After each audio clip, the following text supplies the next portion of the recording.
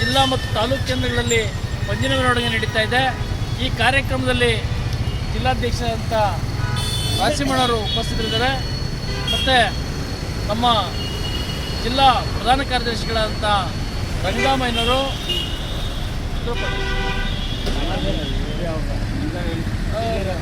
ಹಾಗೂ ಜಿಲ್ಲಾ ಕಾರ್ಯದರ್ಶಿಗಳು ಉಡುಪಿ ತಾಲೂಕು ಉಸ್ತುವಾರಿಗಳಾದಂಥ ಶಿವಣ್ಣವರು ಇದ್ದಾರೆ. ಪಾವಗಡ ತಾಲೂಕು ಅಧ್ಯಕ್ಷ ಅಂತ ಹನುಮಂತರಾಯಪ್ಪರಿದ್ದಾರೆ. ಉಸ್ತುವಾರಿಗಳಂತ ವೆಂಕಟರಮಣಪ್ಪನವರಿದ್ದಾರೆ. ಹಾಗೂ ಶಿರಾ ತಾಲೂಕು ಅಧ್ಯಕ್ಷ ಅಂತ ವೀರೇಶ್ ಅವರಿದ್ದಾರೆ.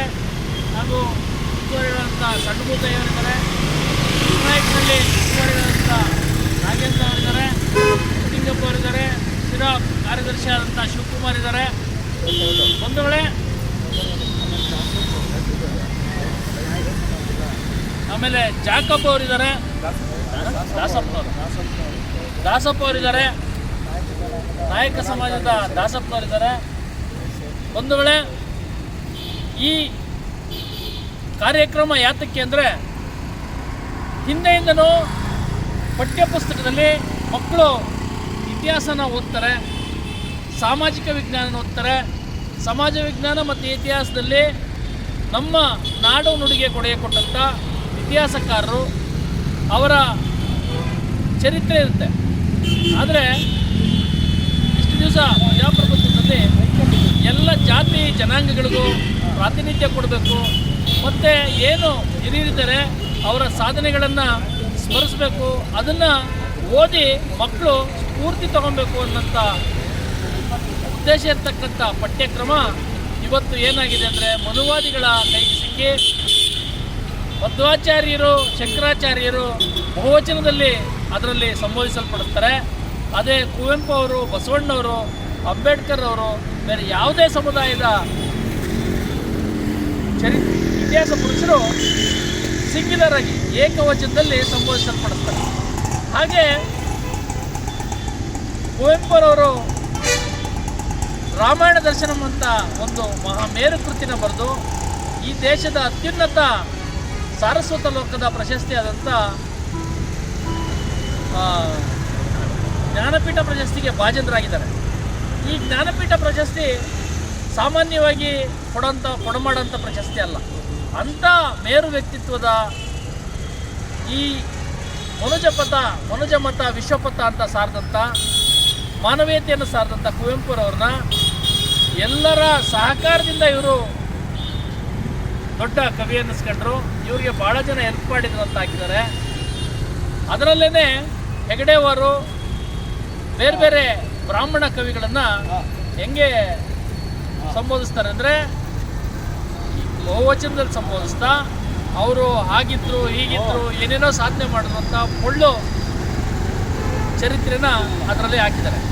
ಬಸವಣ್ಣನವರು ಯಾವತ್ತಿಗೂ ಈ ದೀಕ್ಷೆನ ವಿರೋಧಿಸಿದವರು, ಧಿಕ್ಕರಿಸಿದವರು. ಬಸವಣ್ಣನವರು ದೀಕ್ಷೆ ತಗೊಂಡ್ರು. ಬಸವಣ್ಣನವರಿಗೆ ಉಪನಯನ ಮಾಡೋಕ್ಕೆ ಹೋದಾಗ ನಮ್ಮ ಅಕ್ಕ ನಾಗಲಾಂಬಿಕೆಗೂ ಉಪನಯನ ಮಾಡಿ, ಇಲ್ಲಾಂದರೆ ನಾನು ಉಪನಯನ ಮಾಡೋದಿಲ್ಲ ಅಂತ ಭಾಳ ಚಿಕ್ಕ ವಯಸ್ಸಿಗೆ ಪ್ರತಿರೋಧ ಹೊಡೆದಂಥ ಬಸವಣ್ಣವ್ರನ್ನ ಯಾವ ರೀತಿ ತಿರ್ಚಿದ್ದಾರೆ ಅಂದರೆ ಬಸವಣ್ಣವರು ಉಪನಯನ ಮಾಡಿಸ್ಕೊಂಡಿದ್ರು, ದೀಕ್ಷೆ ತಗೊಂಡಿದ್ರು ಅಂತೇಳಿ ಹಾಕಿದ್ದಾರೆ.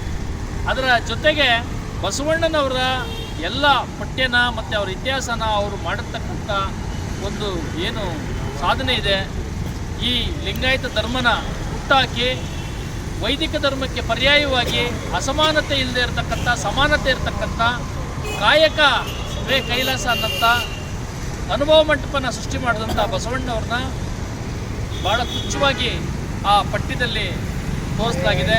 ಇದನ್ನು ಎಲ್ಲದನ್ನು ವಿರೋಧಿಸಿ ಜಾತಿ ಮನಸ್ಥಿತಿಯ, ನಾನೇ ಶ್ರೇಷ್ಠ ಅನ್ನೋ ಮನಸ್ಥಿತಿಯ ರೋಹಿತ್ ಚಕ್ರತೀರ್ಥ, ಆ ಯುವಕನಿಗೆ, ಆ ರೋಹಿತ್ ಚಕ್ರತೀರ್ಥನಿಗೆ ಎಜುಕೇಷನ್ನೇ ಇಲ್ಲ. ಒಂದು ಎಜುಕೇಷನ್ ನೋಡ್ರಿ, ಬರಗೂರು ರಾಮಚಂದ್ರಪ್ಪನವರು ಹಿಂದೆ ಪಠ್ಯಪುಸ್ತಕನ ಪರಿಷ್ಕರಣೆ ಮಾಡಿದರು.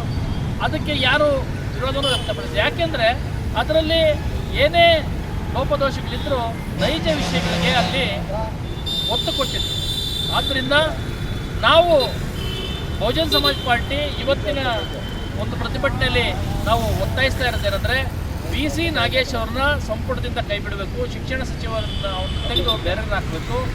ಅದ್ರ ಜೊತೆಗೆ ರೋಹಿತ್ ಚಕ್ರತೀರ್ಥ ಅನ್ನಂಥ ಮನೋರೋಗಿನ ಈ ತಕ್ಷಣ ಬಂಧಿಸಬೇಕು. ಇದು ಸಂವಿಧಾನಕ್ಕೆ ಮಾಡಿರ್ತಕ್ಕಂಥ ಅಪಮಾನ. ಬಾಬಾ ಸಾಹೇಬ್ ಅಂಬೇಡ್ಕರ್ ಅವ್ರನ್ನ ಸಂವಿಧಾನ ಶಿಲ್ಪಿ ಅದನ್ನ ತೆಗೆದಾಕ್ಬಿಟ್ಟಿದ್ದಾನೆ ಅಯೋಗ್ಯ. ಅದ್ರ ಜೊತೆಗೆ ಸುಮಾರು ಜನ ಅದಕ್ಕೆ ಕೆಲಸ ಮಾಡಿದ್ದಾರೆ ಅಂತ ಹಾಕಿದ್ದಾನೆ. ಆದರೆ ಒಂದು ವಿಷಯ ಯಾರಿಗೂ ಗೊತ್ತಿದ್ರೇನು ಗೊತ್ತಿಲ್ಲದಾಗೆ ಹೆಂಗೆ ಮಾಡ್ತಾ ಇದ್ದಾರೆ ಅಂದರೆ, ಲೋಕಸಭೆಯಲ್ಲಿ ಚರ್ಚೆ ನಡೆಯುತ್ತೆ ಇದ್ರ ಬಗ್ಗೆ. ಆವಾಗ ಕೃಷ್ಣಮಾಚಾರಿಗಳು ಅವರು ಒಬ್ಬ ಅದರಲ್ಲಿ ಮೆಂಬರ್ ಆಗಿರ್ತಾರೆ. ಅವರು ಕೃಷ್ಣಮಾಚಾರಿಗಳು ಮಾತಾಡ್ತಾ ಹೇಳ್ತಾರೆ ಲೋಕಸಭೆಯಲ್ಲಿ, ಈ ಎಲ್ಲ ಶ್ರೇಯ ಸಂವಿಧಾನದ ಎಲ್ಲ ಶ್ರೇಯ ಬಾಬಾ ಸಾಹೇಬ್ ಅಂಬೇಡ್ಕರ್ ಅವ್ರಿಗೆ ಸಲ್ಬೇಕು. ಯಾಕೆ ಅಂದರೆ 6 ಜನ ಮೆಂಬರ್ಗಳಲ್ಲಿ ಒಬ್ಬರು ಸತ್ತೋಗ್ತಾರೆ, ಒಬ್ಬರು ಫಾರಿನಲ್ಲಿ ಸೆಟ್ಲ್ ಆಗ್ತಾರೆ, ಒಬ್ಬರು ರಾಜಕೀಯ ಮಾಡೋಕ್ಕೆ ಹೋಗ್ತಾರೆ, ಇನ್ನು ಒಬ್ಬರು ಸತ್ತೋಗ್ತಾರೆ, ರಾಜಕೀಯ ಮಾಡೋಕ್ಕೆ ಹೋಗ್ತಾರೆ, ವಿದೇಶಕ್ಕೆ ಹೋಗ್ತಾರೆ. ಇನ್ನು ಮಿಕ್ಕಿದವರು ಸಹಕರಿಸಲ್ಲ. ಮತ್ತು ಇನ್ನು ಕೆಲವರು ಲೋಕಲ್ ರಾಜಕೀಯದಲ್ಲಿ ಬ್ಯುಸಿ ಆಗಿಬಿಡ್ತಾರೆ. ಆದರೆ ಬಾಬಾ ಸಾಹೇಬ್ ಅಂಬೇಡ್ಕರ್ ಒಬ್ಬರೇ ಇಡೀ ಸಂವಿಧಾನನ ಬರೆದು ಅದಕ್ಕೆ ಭಾಳಷ್ಟು ಸಂವಿಧಾನಗಳನ್ನು ರೆಫರ್ ಮಾಡಿ ಈ ನಮ್ಮ ಭಾರತ ದೇಶದ ಒಂದು ಏನು ಸಂಸ್ಕೃತಿಗೆ ಒಗ್ಗಂಥ ಒಂದು ಒಳ್ಳೆಯ ಸಂವಿಧಾನನ ಕೊಟ್ಟಿದ್ದಾರೆ. ಅದು ಇಡೀ ಜಗತ್ತಿನಲ್ಲಿ ಶ್ರೇಷ್ಠವಾದ ಸಂವಿಧಾನ. ಆ ಸಂವಿಧಾನನ ಬಾಬಾ ಸಾಹೇಬ್ ಅಂಬೇಡ್ಕರ್ ಅವರು ಬರೆದ ದಿನದಿಂದಲೂ ಈ ಮನುವಾದಿಗಳಿಗೆ ಅದನ್ನು ಅರಗಿಸ್ಕೊಳ್ಳೋಕ್ಕಾಗ್ತಾ ಇಲ್ಲ. ನಾವೆಲ್ಲರೂ ಬ್ರಾಹ್ಮಣರು ಶ್ರೇಷ್ಠರು ಅಂತ ತಿಳ್ಕೊಂಡಿದ್ವು. ಆದರೆ ಬಾಬಾ ಸಾಹೇಬ್ ಅಂಬೇಡ್ಕರ್ ಅವರು ಈ ಸಂವಿಧಾನನ ಬರೆದಿದ್ದಾರೆ. ಒಬ್ಬ ಅಸ್ಪೃಶ್ಯ ಈ ಸಂವಿಧಾನ ಬರೆದಿರೋದ್ರಿಂದ ನಮಗೆ ತಲೆ ತಗ್ಸೋಕ್ಕಾಗಿದೆ ಅಂತೇಳಿ ಅವರು ಇದುವರೆಗೂ ಅದನ್ನು ಸಹಿಸೋಕ್ಕಾಗಿರಲಿಲ್ಲ. ಅದನ್ನು ಇಂಡೈರೆಕ್ಟಾಗಿ ಈಗ ಅದನ್ನು ಆ ದ್ವೇಷನ ಈ ರೀತಿ ತೀರಿಸ್ಕೊತಾ ಇದ್ದಾರೆ ಬಂಧುಗಳೇ. ಆದ್ದರಿಂದ ಬಹುಜನ ಸಮಾಜ್ ಪಾರ್ಟಿ ಎಲ್ಲ ಜಿಲ್ಲಾ ಮತ್ತು ತಾಲೂಕು ಕೇಂದ್ರಗಳಲ್ಲಿ ಪ್ರತಿಭಟನೆ ಮಾಡ್ತಾಯಿದೆ, ಪಂಜಿನ ಮೆರವಣಿಗೆ ಮಾಡ್ತಾಯಿದೆ. ಈ ಪಂಜಿನ ಮೆರವಣಿಗೆ ನಮ್ಮ ಒತ್ತಾಯ ಇಷ್ಟೇ, ಒಂದು ರೋಹಿತ್ ಚಕ್ರತೀರ್ಥನ ಈ ಕೂಡಲೇ ಬಂಧಿಸಬೇಕು. ಮತ್ತು BC ನಾಗೇಶ್ವರ ಅವ್ರನ್ನ ತಕ್ಷಣದಿಂದನೇ ಸಂಪುಟದಿಂದ ಮತ್ತು ಈ ಶಿಕ್ಷಣ ಮಂತ್ರಿಯಿಂದ ಇದನ್ನು ತೆಗೆದುಹಾಕಬೇಕು ಅಂತೇಳಿ ಬಹುಜನ ಸಮಾಜ ಪಕ್ಷ ಆಗ್ರಹಿಸ್ತದೆ. ಈಗ ಈ ವಿಷಯನ ಈ ಪ್ರತಿಭಟನೆನ ಉದ್ದೇಶಿಸಿ ಜಿಲ್ಲಾಧ್ಯಕ್ಷರಂತ ರಾಜಸಿಂಹಣ್ಣ ಅವರು ಮಾತಾಡ್ತಾರೆ. ಬಂಧುಗಳೇ, ಭಾರತದ ದೇಶದಲ್ಲಿ ಸಾವಿರಾರು ವರ್ಷಗಳಿಂದ ಜಾತಿ ವ್ಯವಸ್ಥೆನ ಹುಟ್ಟಾಕಿದ್ದಾರೆ. ಜಾತಿ ವ್ಯವಸ್ಥೆನ ಹುಟ್ಟಾಕಿದಂಥ ಬ್ರಾಹ್ಮಣ ವರ್ಗ ಏನಿದೆ, ಅವ್ರಿಗೆ ಕೆಲವ್ರಿಗೆ ಇದು ನಾವು ಮಾಡಿರೋ ತಪ್ಪು ಅನ್ನೋದು ಅರಿವಾಗಿದೆ. ಇದು ಅಸಮಾನತೆಯ ಕೂಪವಾಗಿ ಈ ದೇಶ ನಲುಗ್ತಾ ಇದೆ.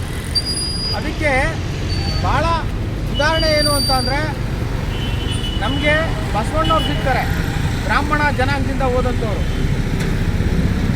ಅವರು ಇಡೀ ಬ್ರಾಹ್ಮಣ್ಯವನ್ನು ವಿರೋಧಿಸ್ತಾರೆ. ಮನುಷ್ಯರೆಲ್ಲ ಒಂದೇ ಅನ್ನೋ ರೀತಿಯಲ್ಲಿ ಅವರ ವಚನಗಳಿದ್ದಾವೆ. ಇವ ನಾರವ ಇವ ನಮ್ಮವ ಅಂತ. ಆದರೆ ಈಗ ಪಠ್ಯ ಪರಿಷ್ಕರಣೆ ಸಮಿತಿಯಲ್ಲಿರ್ತಕ್ಕಂಥ ಒಬ್ಬ ರೋಹಿತ್ ಚಕ್ರತೀರ್ಥ ಇವ ನಾರವ ಅನ್ನೋ ಬದಲು ಇವ ನಮ್ಮವನಲ್ಲ ಅಂತೇಳಿ ಸೃಷ್ಟಿ ಮಾಡಿ ಅಸಮಾನತೆ ಮತ್ತೆ ಕೂಪಕ್ಕೆ ತಳ್ತಾ ಇದ್ದಾರೆ.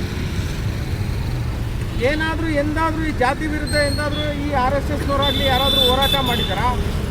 ಎಂದೂ ಹೋರಾಟ ಮಾಡಿಲ್ಲ. ಅಸಮಾನತೆ ಬಗ್ಗೆ ಹೋರಾಟ ಮಾಡಿಲ್ಲ. ಇಷ್ಟು ಸಾವಿರಾರು ಜಾತಿಗಳು ಮಾಡಿ ನಮ್ಮನ್ನು ಸರ್ವನಾಶ ಮಾಡಿದ್ದಾರೆ ಈ ಭಾರತವನ್ನು. ಅದ್ರ ಜೊತೆಗೆ ಬಾಬಾ ಸಾಹೇಬ್ ಅಂಬೇಡ್ಕರ್ ಅಂತವರು ಪ್ರಪಂಚದ ಶ್ರೇಷ್ಠ ಸಂವಿಧಾನ ಕೊಟ್ಟಿದ್ದಾರೆ. ಅವ್ರ ಪರವಾಗೂ ಇಡೀ ಪ್ರಪಂಚದ ಸುಮಾರು 153 ದೇಶಗಳು ಅವ್ರನ್ನ ಒಪ್ಕೊಂಡಿದ್ದಾರೆ. ಅವರ 193 ದೇಶಗಳು ಅವರ ಜನ್ಮ ದಿನಾಚರಣೆ ಆಚರಣೆ ಮಾಡ್ತಾರೆ. ವಿಶ್ವಸಂಸ್ಥೆ ಅವರು ಜ್ಞಾನದ ದೀಪ ಅಂತ ಹೇಳುತ್ತೆ. ಅಂದರೆ ಎಷ್ಟು ಅವ್ರಿಗೆ ಗೌರವ ಇದೆ. ಇನ್ನು ಯಾರೋ ಒಬ್ಬ BSc ಓದಿರ್ತಕ್ಕಂಥವನು ಪಠ್ಯ ಪರಿಷ್ಕರಣೆಯಲ್ಲಿ ಬಾಬಾ ಸಾಹೇಬ್ ಅಂಬೇಡ್ಕರು ಸಂವಿಧಾನ ಶಿಲ್ಪಿಯ ಶಬ್ದ ತೆಗೆದು ಅವ್ರನ್ನೇನೋ ಒಂದು ರೀತಿ ಚಿತ್ರಣ ಮಾಡಿದ್ದಾನೆ. ವಿಶ್ವ ಮಾನವ ಪರಿಕಲ್ಪನೆ ಕೊಟ್ಟಂಥ ಕುವೆಂಪು ಅವರು